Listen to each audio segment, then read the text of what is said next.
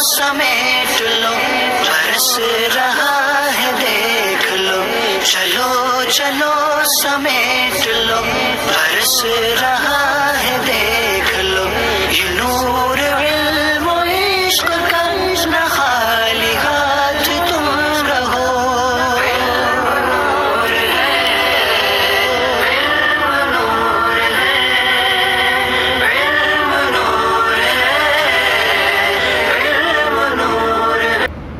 बिस्मिल्लाहिर्रहमानिर्रहीम। अस्सलातु वस्सलामु अलैका या रसूल अल्लाह, अस्सलातु वस्सलामु अलैका या नबी अल्लाह, अस्सलातु वस्सलामु अलैका या हबीब अल्लाह व अला आलिका व अस्हाबिका या नूर अल्लाह सल्लल्लाहु अलैहि वसल्लम। आज हम आपके सामने निसाबुन नहव का सबक नंबर 19 शुरू कर रहे हैं। इससे पहले हमने आपकी बारगाह में इसके 18 असबाक तफसील के साथ पेश किए थे। आज का जो सबक है वो जुमला इंशाइया का बयान है। जुमला इंशाइया किसे कहते हैं और इसकी कितनी किस्में होती हैं, हर एक की तफसील इस सबक में आप पढ़ेंगे। फरमाते हैं एक होता है जुमला ख़बरिया, एक होता है जुमला इंशाइया। जुमला ख़बरिया तो उसे कहते हैं जिसके कहने वाले को सच्चा या झूठा कहा जा सके, और जुमला इंशाइया इसका बरक्स होता है। जुमला इंशाइया का बयान। जुमला इंशाइया की तारीफ़, वो जुमला जिसके कहने वाले को सच्चा या झूठा ना कहा जा सके तो उसे जुमला इंशाइया कहते हैं। वो जुमला जिसके कहने वाले को सच्चा या झूठा ना कहा जा सके तो उसे जुमला इंशाइया कहते हैं। जैसे ज़य्यिन अखलाक़ का, अपने अखलाक संवारो। ला तग़ज़ब अला अहदिन, किसी पर गुस्सा मत करो। यहाँ पर देखें ये दोनों मिसालें हैं। इनमें इस कहने वाले को जो कह रहा है तो इसको ना तो सच्चा कह सकते हैं और ना झूठा कह सकते हैं। इसी तरह ये जो जुमला है ला तग़ज़ब अला अहदिन, किसी पर गुस्सा मत करो, इसको भी ना कहने वाले को झूठा या सच्चा नहीं कहा जा सकता। पहली मिसाल जो है फ़ेल अम्र की है और दूसरी मिसाल जो है फ़ेल नहीं की है। तो इसका मतलब ये हुआ कि जिसके कहने वाले को सच्चा या झूठा ना कहा जा सकता हो उसे जुमला इंशाइया कहते हैं, और जिसके कहने वाले को झूठा या सच्चा कहा जा सकता उसे जुमला ख़बरिया कहते हैं। अब यहाँ पर बयान फरमा रहे हैं जुमला इंशाइया की अक़साम। जुमला इंशाइया की मशहूर 12 अक़साम हैं। जुमला इंशाइया की जो किस्में हैं वो मशहूर 12 किस्में हैं, जो यहाँ पर वैसे तो किताबों के अंदर कहीं कम भी होती हैं और जो मशहूर आमतौर पर इस्तेमाल होती हैं वो ये 12 किस्में हैं। उनमें से सबसे पहली है अम्र, दूसरी है नहीं, तीसरी है इस्तिफ़ाम, चौथा तमन्नी, नंबर 5 तरज्जी, नंबर 6 उक़ूद, नंबर 7 अर्द, नंबर 8 निदा, नंबर 9 कसम, नंबर 10 ताज्जुब, नंबर 11 दुआ, नंबर 12 मदहो ज़म। अब ये सबक की हर एक की तफसील, तारीफ़ और हर एक की मिसालें आपके सामने पेश कर रहे हैं। सबसे पहले अम्र की तारीफ़।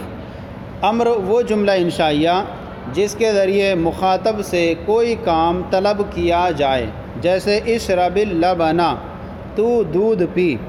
यहाँ सामने वाले से एक काम तलब किया जा रहा है दूध के पीने का, तो इसको हम कहेंगे कि जुमला इंशाइया है और अम्र है कि सामने वाले से कोई काम तलब किया जाए। जैसे कहा जाए इज़रिब ज़ैदन, तू ज़ैद को मार, तो यहाँ मारने को तलब किया जा रहा है ज़ैद के, तो हम कहेंगे कि यहाँ ये जो इज़रिब ज़ैदन ये पूरा जुमला इंशाइया है। इसी तरह इशरबिल लबना ये जुमला इंशाइया है और अम्र है। वो जुमला इंशाइया जिसके ज़रिए एक मुखातब से कोई काम तलब किया जाए उसे जुमला इंशाइया कहते हैं और अम्र कहते हैं। जैसे इशरबिल लबना, तू दूध पी। दूसरा है नंबर 2 नहीं की तारीफ़। नहीं किसे कहते हैं? नहीं वो जुमला इंशाइया जिसके ज़रिए किसी काम से रोका जाए। यानी जुमला इंशाइया वो जुमला इंशाइया होता है नहीं जिसके ज़रिए किसी काम से रोका जाए। अम्र में किसी काम का हुक्म दिया जाए और नहीं में किसी काम से रोका जाए। वो जुमला इंशाइया जिससे के ज़रिए किसी काम से रोका जाए। जैसे ला तंजुरिल अफ़लामा, फ़िल्में ना देख। تو یہاں پر لا تنظر جو فعل نہیں ہے، اس کے ذریعے مخاطب کو ایک کام سے روکا جا رہا ہے، وہ فلمیں دیکھنے کے کام سے روکا جا رہا ہے، لہذا اس کو کہیں گے لا تنظر الافہام۔ یہ بھی جملہ انشائیہ ہے اور جملہ انشائیہ میں سے یہ فعل نہیں ہے۔ نمبر 3، استفہام کی تعریف۔ استفہام تو سوالیہ جملے کو کہتے ہیں۔ استفہام وہ جملہ ہے، انشائیہ ہے، جس کے ذریعے کوئی بات دریافت کی جائے یا پوچھی جائے۔ وہ جملہ انشائیہ جس کے ذریعے کوئی بات دریافت کی جائے، جیسے ارضی زید بان یذهب الی الاجتماع، کیا زید اجتماع میں جانے پر راضی ہو گیا؟ ارضی زید بان یذهب الی الاجتماع، کیا زید اجتماع میں جانے پر راضی ہو گیا؟ یہاں پر ایک سوال ہے، حرف استفہام ہے، جس کے ذریعے سے ایک سوال پوچھا جا رہا ہے، تو اب اس کو ہم کہیں گے پورا جملہ استفہام ہے۔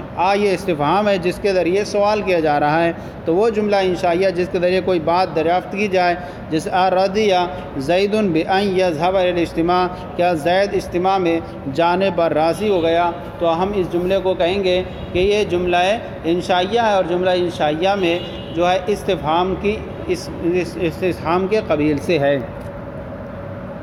نمبر 4، تمنی کی تعریف۔ نمبر 4، تمنی کی تعریف۔ تمنی وہ جملہ انشائیہ جس میں کسی محبوب چیز کے حصول کی آرزو پائی جائے، خواہ وہ چیز ممکن الحصول ہو، جیسے لیتا زیدن یجیء، کاش زید آ جائے، یا ناممکن الحصول ہو، خواہ وہ چیز ممکن الحصول ہو، یعنی وہ ایسی چیز ہو جس کا حاصل ہو جانا ممکن ہو، آسانی سے انسان حاصل کر سکتا ہے، جیسے لیتا زیدن یجیء، کاش زید آ جائے، یا ناممکن الحصول ہو، آرزو کی جائے کسی محبوب چیز کے حصول کی، خواہ وہ ممکن ہو یا ناممکن الحصول ہو، جیسے کوئی بوڑھا شخص کہے لیت الشباب یعود، کاش جوانی لوٹ آئے۔ تو یہاں آپ دیکھیں تمنی کے اندر کہ تمنی اس جملہ انشائیہ کو کہتے ہیں جس میں صرف محبوب چیز کے حصول کی آرزو کی جائے گی۔ اب یہ الگ بات ہے کہ وہ چیز جو ہو ممکن الحصول ہو یا ناممکن الحصول ہو، لیکن ہونا وہ محبوب ہی چاہیے، جیسے کہ پہلی مثال میں لیتا زیدن یجیء، یہاں ممکن الحصول ہے، زید کا آنا ممکن ہے اور یہ محبوب ہے سامنے والے کے لیے، تو ہم اس کو کہیں گے لیتا زیدن یجیء، یہ جملہ انشائیہ ہے اور جملہ انشائیہ میں تمنی ہے۔ یا ناممکن الحصول، جیسے کوئی بوڑھا شخص کہے، جیسے لیت الشباب یعود، کاش جوانی لوٹ آئے، تو یہ جوانی ایک ایسی چیز ہے جب لوٹنے والی نہیں ہے، لہذا اب اس کو ہم کہیں گے کہ یہ محبوب چیز تو ہے، جوانی ہر کسی کو پسند ہوتی ہے، لیکن یہ ایسی چیز ہے جو ممکن الحصول نہیں ہے، لہذا یہ بھی جملہ انشائیہ ہوگا اور جملہ انشائیہ میں تمنی ہوگا۔ تو تمنی کے اندر ہوگی وہ چیز محبوب، لیکن ممکن بھی ہو سکتی ہے اور ممکن الحصول غیر ممکن الحصول بھی ہو سکتی ہے۔ ترجی کے اندر کیا فرق ہے؟ نمبر 5، ترجی کی تعریف۔ ترجی وہ جملہ انشائیہ جس میں کسی ممکن الحصول چیز کی امید پائی جائے، یعنی اس کے اندر جو ہوتا ہے ترجی کے اندر یہ صرف پایا جائے گا کہ صرف آپ جو امید کریں گے وہ صرف جو ہے ممکن الحصول کی امید کر سکتے ہیں، غیر ممکن الحصول کی امید نہیں کر سکتے۔ اب یہ الگ بات ہے خواہ وہ چیز محبوب ہو یا غیر محبوب، تو دونوں میں فرق ہو گیا کہ تمنی کے اندر محبوب ہونا چاہیے تھی اور وہ محبوب ممکن بھی ہو سکتی تھی اور غیر ممکن بھی، لیکن ترجی کے اندر صرف وہ ممکن الحصول ہو اور ساتھ ہی ساتھ وہ محبوب بھی ہو سکتی ہے اور غیر محبوب بھی ہو سکتی ہے۔ وہ جملہ انشائیہ جس میں کسی ممکن الحصول چیز کی امید پائی جائے، خواہ وہ چیز محبوب ہو، جیسے لعل عمر ناجح، عمر ناجح، شاید عمر کامیاب ہوگا، تو یہ سامنے والے کو محبوب ہے کہ عمر کامیاب ہو جائے، لہذا اس کو ہم کہیں گے، اور یہ چیز ممکن الحصول ہے عمر کا کامیاب ہونا، لہذا لعل عمر ناجح، یہ جملہ انشائیہ میں ترجی ہوگا۔ یا غیر محبوب ہو، جیسے لعل زیدن راسب، شاید زید ناکام ہو جائے گا اور یہ پسند نہیں ہے سامنے والے کو، تو غیر محبوب ہے کہ عمر کا زید کا امتحان میں ناکام ہونا، لیکن یہ دونوں مثالیں جو ہیں وہ ممکن الحصول کی ہوں گی۔ تو حاصل کلام وضاحت کے طور پر اور بیان فرما رہے ہیں۔ توضیح: تمنی اور ترجی میں فرق یہ ہے کہ تمنی میں جس چیز کی آرزو پائی جاتی ہے وہ محبوب ہوتی ہے۔ سمجھ میں آیا کہ جو چیز کی آرزو پائی جائے گی تمنی کے اندر وہ صرف محبوب ہی ہونا چاہیے۔ یہ الگ بات ہے قطع نظر اس کے کہ اس سے کہ وہ ممکن ہو یا محال۔ اور ترجی میں جس چیز کی امید پائی جاتی ہے وہ ممکن ہوتی ہے قطع نظر اس سے کہ وہ محبوب ہو یا مکروہ۔ یعنی حاصل کیا نکلا کہ تمنی کے اندر جو چیز کی آرزو کی جاتی ہے وہ محبوب ہوتی ہے اور خواہ وہ ممکن ہو یا محال، اور ترجی کے اندر جس چیز کی امید پائی جاتی ہے وہ صرف ممکن ہوتی ہے، یہ الگ خواہ وہ جو ہے محبوب ہو یا غیر محبوب۔ نمبر 6، عقود کی تعریف۔ عقود کسے کہتے ہیں؟ عقود وہ کہتے ہیں معاملات، لین دین، سودا آپس میں جو ہوتے ہیں ان کو عقود کہا جاتا ہے۔ عقود وہ جملہ انشائیہ جس کے ذریعے کوئی عقد، معاملہ طے کیا جائے، منعقد کیا جائے، جیسے بیعتو میں نے بیچا، تو یہ معاملہ سودا ہوا تو اس کو کہیں گے بیعتو۔ یہ جملہ انشائیہ میں عقود اس کے تعلق رکھتا ہے۔ اسی طرح اشتریتو میں نے خریدا، یہ بھی ایک عقد ہے، معاملہ ہے بیع کا۔ اور نکحتو کی میں نے تجھ سے نکاح کیا، یہاں پر بھی جو ہے عقد نکاح ہے، اور یہ جو ہے تو یہ بھی سارا جو ہے عقود میں شامل ہوگا۔ اسی طرح حررتو غلامی میں نے اپنے غلام کو آزاد کیا۔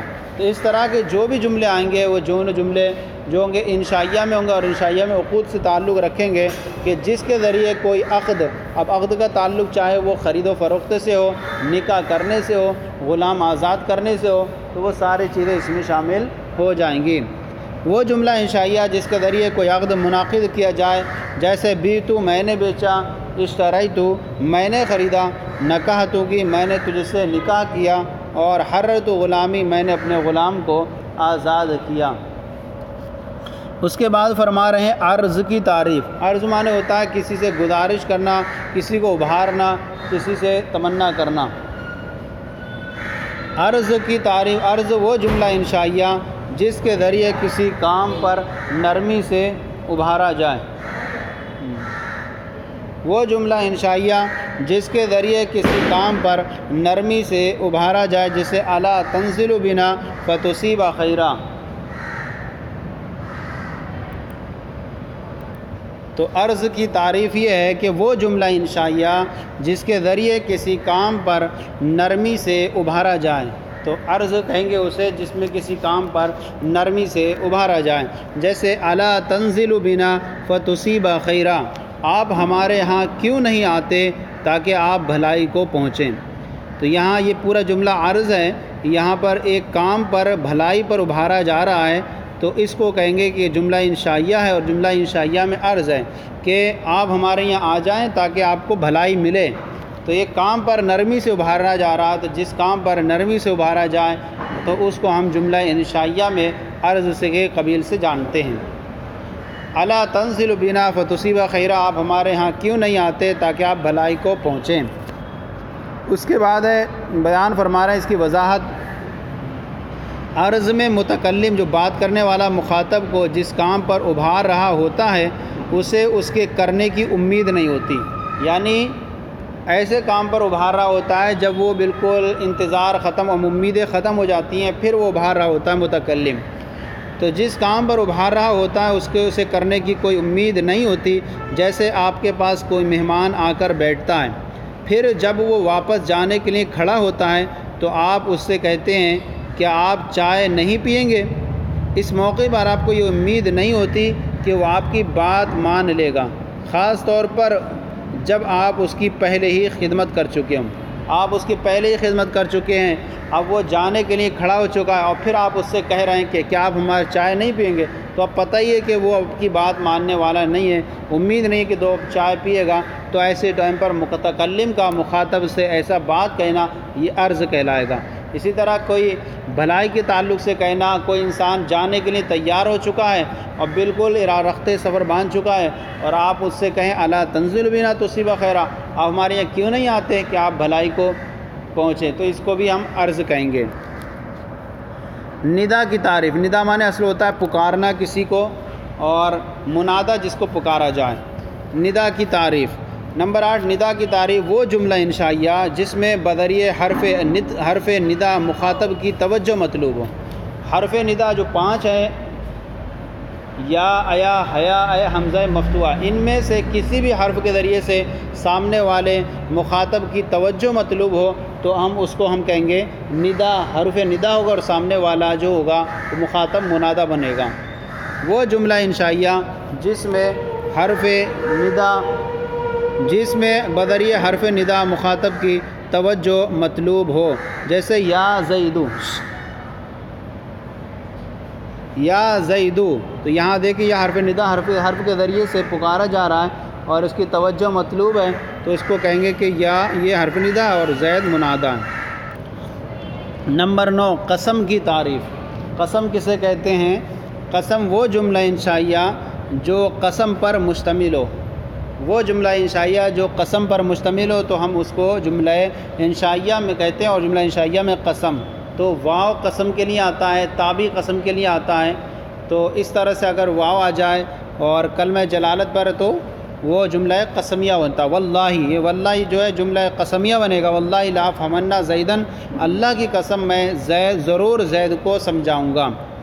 قسم کی تعریف وہ جملہ انشائیہ جو قسم پر مشتمل ہو، جیسے واللہ لأفہمن زیدن، اللہ کی قسم میں ضرور زید کو سمجھاؤں گا۔ یہاں واو برائے قسم ہے اور کلمہ جلالت پر داخل ہے، تو اب اس کو ہم پورے وہ کہیں گے کہ یہ جملہ انشائیہ ہے اور جملہ انشائیہ میں قسم ہے۔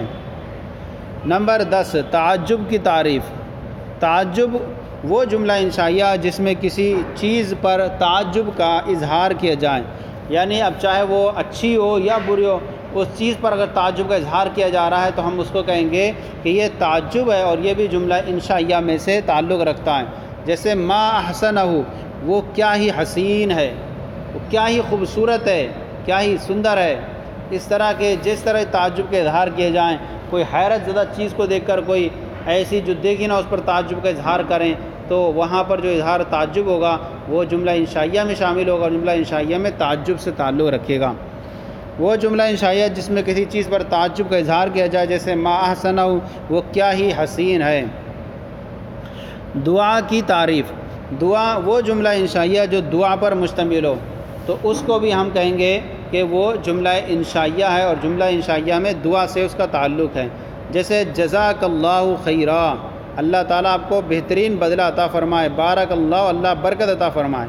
یہ جملہ ہے، جملہ انشائیہ ہے اور دعا پر مشتمل ہے، لہذا یہ جملہ انشائیہ ہے اور جملہ انشائیہ میں دعا ہوگا، اور اس کے کہنے والے کو جھوٹا یا سچا نہیں کہہ سکتے۔ تو بارک اللہ، جزاک اللہ خیرہ وہ جملہ انشائیہ جو دعا پر مشتمل ہو۔ تو اسی طرح درود و سلام کے جو صیغے ہوتے ہیں، درود ہوتا ہے، صلو علی الحبیب یا رضی اللہ تعالیٰ، یہ سب بھی جملہ انشائیہ میں شامل ہوں گے۔ جزاک اللہ خیرہ، بارک اللہ وہ جملہ انشائیہ جو دعا پر مشتمل ہو۔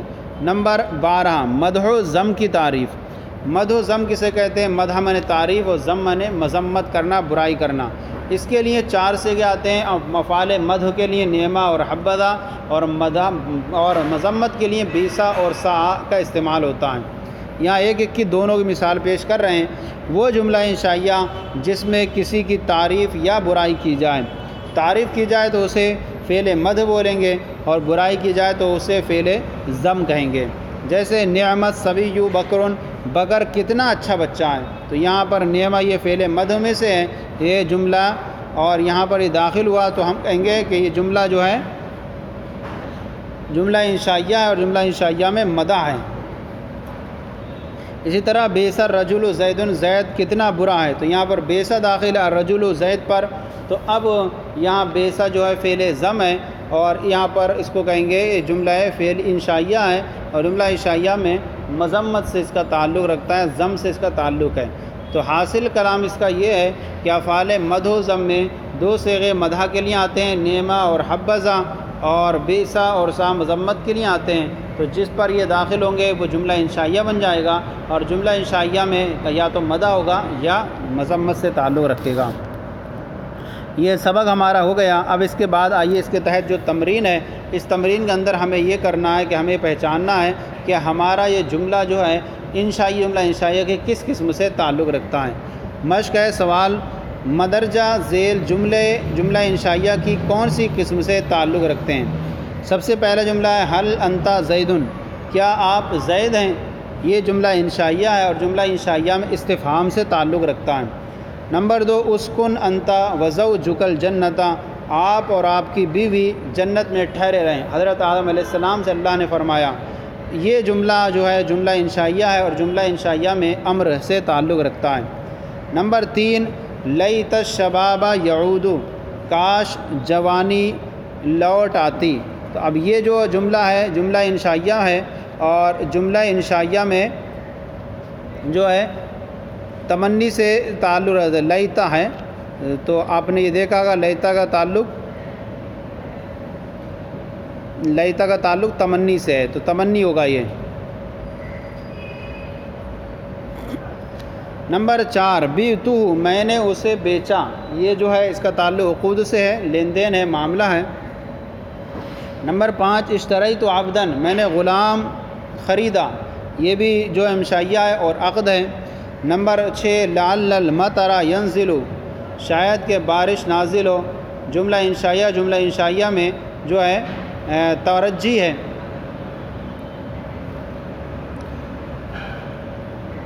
اور یہ ترجی و تمنی دونوں کر سکتے ہیں، کیونکہ لیت الشباب یعود اور لعل الشباب یعود۔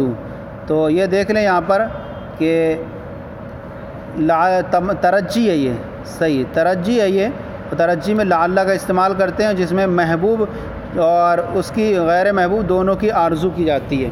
تو لعل المطر ینزل۔ نمبر 7 زید قائم، کیا زید کھڑا ہے، یہ جملہ انشائیہ اور جملہ انشائیہ میں استفہام ہے۔ نمبر 7 اضرب، تو مار، یہاں پر یہ جملہ انشائیہ اور جملہ انشائیہ میں امر ہے۔ نمبر 9 لا تشرب الخمر، تو شراب مت پی، یہ جملہ انشائیہ ہے اور جملہ انشائیہ میں فعل نہیں ہے۔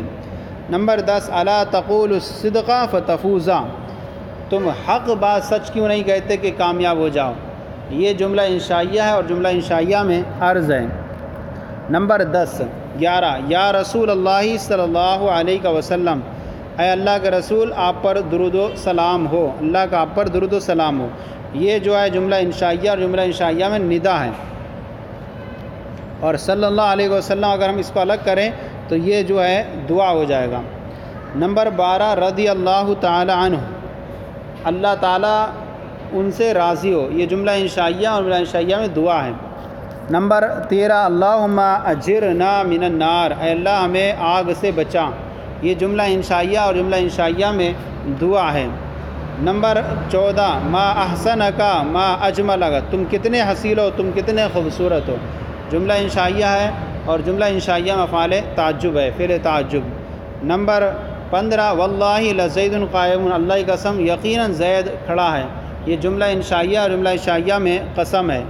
نمبر 16 بئس المصیر، کیا ہی برا ٹھکانہ ہے، یہ جملہ انشائیہ جملہ انشائیہ میں فعل ضم ہے۔ نمبر 17 نعمت البدعۃ ھذی، کیا ہی اچھی بدعت ہے یہ جملہ انشائیہ اور جملہ انشائیہ میں فعل مد ہے۔ تو اس طرح سے جو آج کا یہ ہمارا سبق تھا، یہ سبق نمبر 19 جملہ انشائیہ کا بیان نصاب النو کا آج آپ کی بارگاہ میں پیش کیا گیا، تفصیل کے ساتھ مکمل ہو گیا۔ آج کا سلسلہ آپ کو کیسا لگا ضرور بتائیں، اگر کوئی کمی ہو تو اصلاح فرمائیں، اور ہمارے چینل درس نظامی کو سبسکرائب کریں، دوسروں کو شیئر کریں تاکہ دوسرے بھی آپ کے ساتھ ثواب میں شریک ہو جائیں۔ جزاکم اللہ خیرہ، اللہ آپ کے علم میں برکتیں عطا فرمائے۔